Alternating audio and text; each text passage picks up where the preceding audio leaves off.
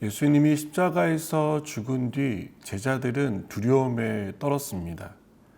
예수님이 이렇게 두려움에 떨고 있는 제자들을 찾아오십니다. 제자들을 찾아오셔서 제일 먼저 하신 말씀은 너희에게 평강이 있을지어다 라는 말씀이었습니다. 유대인들에 대한 두려움 때문에 문을 닫고 있던 제자들에게 예수님의 이 말씀은 큰 위로와 힘이 되었을 것입니다. 그들은 예수님이 말씀하신 대로 부활하셨다는 사실을 보고 놀랐고 기뻐했습니다.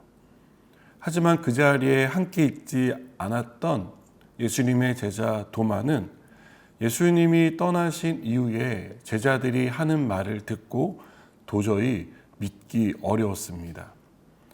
그래서 도마는 자신의 눈으로 보지 않고는 믿을 수 없다고 말합니다. 도마는 이 순간에도 예수님이 죽기 전에 하신 말씀을 기억하지 못하고 있었습니다. 3일 만에 살아날 것에 대해서 말씀하셨지만 도마는 이 말을 전혀 떠올리지 못했습니다. 도마가 12제자 중 하나라는 사실을 놓고 이 내용을 생각해 본다면 이러한 도마의 말과 행동은 이해가 되지 않습니다. 그런데 우리도 도마처럼 말하고 행동할 때가 있지 않습니까? 너무 비현실적인 이야기들을 들을 때 진리를 의심하는 경우가 있습니다. 하나님이 하셨다라고 말하는 사람들의 얘기를 들으며 그런 일이 내 삶에 일어나지 않기에 의심합니다. 어떻게 저런 일이 있을까? 저건 도저히 말이 안 되는 일이야. 이런 생각을 하는 것이죠. 더불어 우리가 생각하는 것은 내가 꼭 그것을 경험해 봐야만 믿을 수 있겠다는 반응입니다. 이런 도마의 의심에 대해 예수님은 책망하기보다 불쌍히 여기십니다. 직접 보고 만져야 믿음을 가질 수 있는 사람이 아니라 보지 않고 믿는 사람이 되기를 바라십니다. 그래서 도마를 찾아오셨다고 생각합니다. 요한은 예수님이 다시 8일 만에 이 제자들 공동체에 찾아오셨다는 사실을 기록합니다. 저는 이 이야기를 읽으며 그 이유가 바로 도마에게 있다고 생각합니다.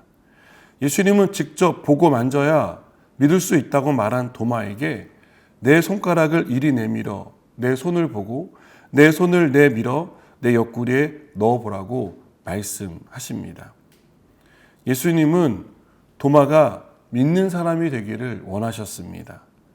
보지 않고 믿음의 사람이 되기를 바라셨습니다. 믿는 사람과 믿지 않는 사람의 간극은 표면적으로 보면 그렇게 커 보이지 않습니다. 그러나 믿는 사람은 영생을 얻고 믿지 않는 사람은 영벌을 받는다는 이 결과값을 놓고 보면 그 간극은 말할 수 없이 크다는 것을 알 수 있습니다. 예수님을 만난 도마는 나의 주님이시오 나의 하나님이라고 고백합니다.